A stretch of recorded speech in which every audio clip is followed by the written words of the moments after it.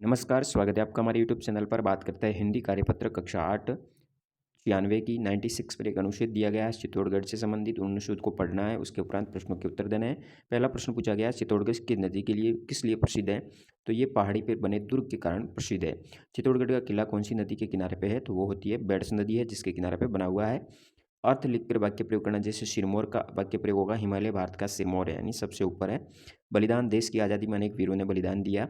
शूरवीर, मेवाड़ के प्रताप शूरवीर थे। अद्वितीय, ताजमहल अद्वितीय स्मारक है। फिर चित्तौड़गढ़ का किला किसका प्रतीक है? ये राजपूतों की साहस या वीरता, त्याग और बलिदान का प्रतीक माना गया है। यहाँ समानार्थी शब्द लिखने हैं। साहस का हिम्मत हो जाएगा, विश्व का संसार हो जाएगा और दुर्ग का किला हो जाएगा।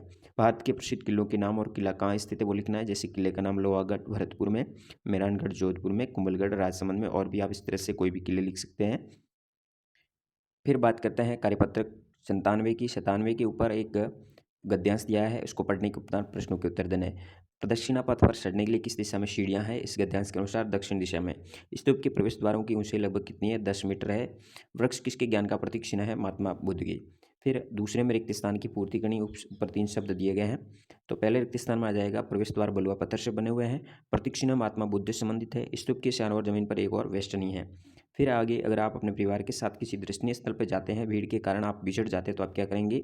यदि हम बिछड़ जाएंगे तो सबसे पहले पुलिस की सहायता लेंगे।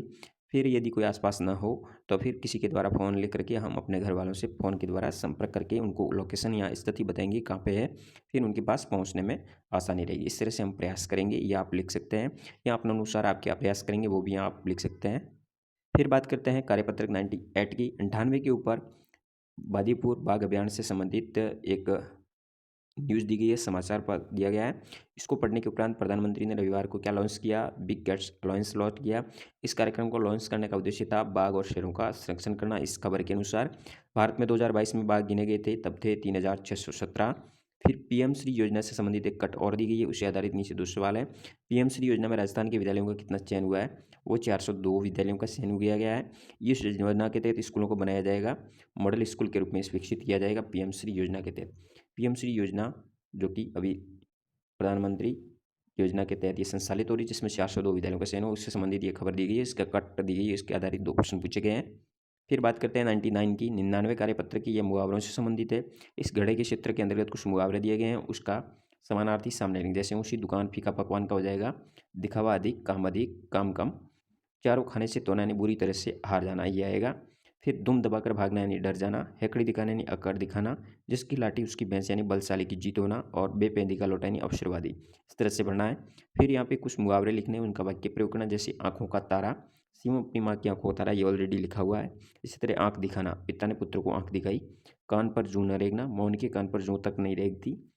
कान खड़े होना, पिताजी को देखकर मेरे कान खड़े हो गई। हाथ पैर फूलना और हाथ लगना, इस तरह से 2 और नए बनेंगे।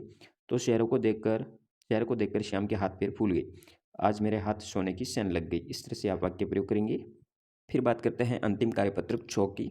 100 के अंतर्गत कहानी के एक पात्र के बारे में बात की गई है। कोई भी आपने यदि कहानी पढ़ी है तो किसी एक पात्र के बारे में यहाँ आप लिख सकते हैं। जैसे लाख की चूड़ी के बारे में यहाँ लिखा गया है, जिसमें बदलू काका का स्वभाव कैसा था? बहुत ही धनी था, लेकिन शादी पर सुहाग की चूड़ी को लेना आता तो वो अपनी जिद पर अड़ जाता था, उनका स्वभाव ऐसा था। तो किसी पात्र के बारे में कहीं से भी यहाँ लिख सकते हो। आपने टीवी पे कोई धारावाहिक देखा है तो उसके विषय में आपको लिखना है। जैसे हमने रामायण धारावाहिक देखा है, जिसमें चारों भाइयों के परस्पर प्रेम भावना का उदाहरण दिया गया है। माता पिता की आज्ञा का पालन करते हैं, पिता के वचन के अनुसार वे 14 वर्ष वनवास भी जाते हैं। तो इससे संबंधित आप किसी भी धारावाहिक के बारे में लिख सकते हैं। तीसरा, निम्नलिखित शब्दों का समास विग्रह करना है। पाप और पुण्य का हो जाएगा पाप और पुण्य, यहाँ आप लिख सकते हैं पाप या पुण्य। नीलकंठ, नीला है कंठ जिसका।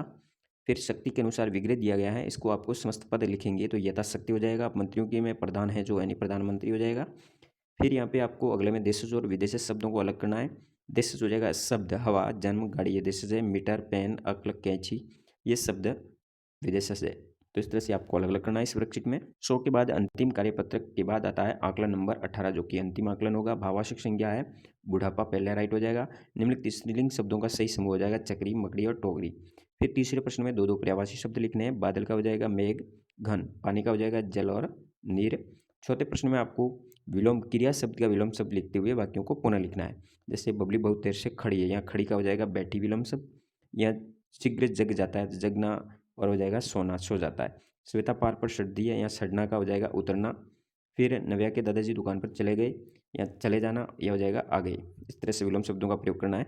पाँचवें में उपसर्ग लगा करके नए शब्द बनाए, जैसे अनुपसर्ग का अनमोल, अनजान, कु का कुपुत्र, कुमार्ग, अव का अवगुण्य, अवगत है, वि का विज्ञान, विजय। इस तरह से आप कोई भी नए शब्द बना सकते हैं। फिर बात करते हैं छठे प्रश्न की, जिसमें मन से काल के अनुसार आपको एक एक वाक्य बनाना है। जैसे वर्तमान काल का हो जाएगा राहुल पढ़ रहा है, भूतकाल का हो जाएगा राजधानी आश्रय रही थी, भविष्य काल का हो जाएगा कि मैं कल जयपुर जाऊंगा। इस तरह से दिए गए वाक्यों को सही क्रम में लिखना है। यहाँ पे उलट पुलट दिया है, इसको क्रम को व्यवस्थित करना है। जैसे कनिष्क कल पिताजी को पत्र लिखेगा, बच्चे कभी कभी भीड़ में खो जाते हैं, बच्चे खिलौने पाकर खुश हो जाते हैं। इस तरह से सही वाक्य का क्रम हो जाएगा। फिर यहाँ गद्यांश दिया है पढ़ने के बाद। पहले प्रश्न का उपयोग गद्यांश का शीर्षक पेड़ पौधों के जीवन चक्र के बारे में बताया गया है। मिट्टी के नीचे पड़ा बीज कब अंकुरित हुआ? मिट्टी के नीचे पड़ा बीज वर्षा की शुरुआत में 1 दिन पानी बरसने के बाद अंकुरित हुआ। 1 नंबर राइट होगा। गद्यांश में ऐसा क्यों कहा गया कि सोए मत रहो, ऊपर उठ जाओ, सूर्य की रोशनी देखो? इसका भावार्थ यह है कि आलस्य त्याग कर निरंतर कार्य करते रहना चाहिए। इस तरह से इसका भावार्थ होगा। 10वें प्रश्न में आपको अनंत मानना है खुद को और अपने मामा जी को जन्मदिवस पे उपहार के लिए आपको एक धन्यवाद पत्र लिखना है, जिसके यहाँ पे जगह नहीं देगी, आपको अलग से इस पर कागज़ भी बना करके विद्यालय के पोर्टफोलियो में लगा सकते हैं। तो इस तरह से आपको कार्य करना है 18वें आकलन नंबर पर। धन्यवाद। जानकारी अच्छी लगी तो वीडियो शेयर जरूर कीजिए। समस्त वीडियो प्राप्त करने के लिए हमारे प्लेलिस्ट में जाके आप प्राप्त कर सकते हैं। जय हिंद, वंदे मातरम।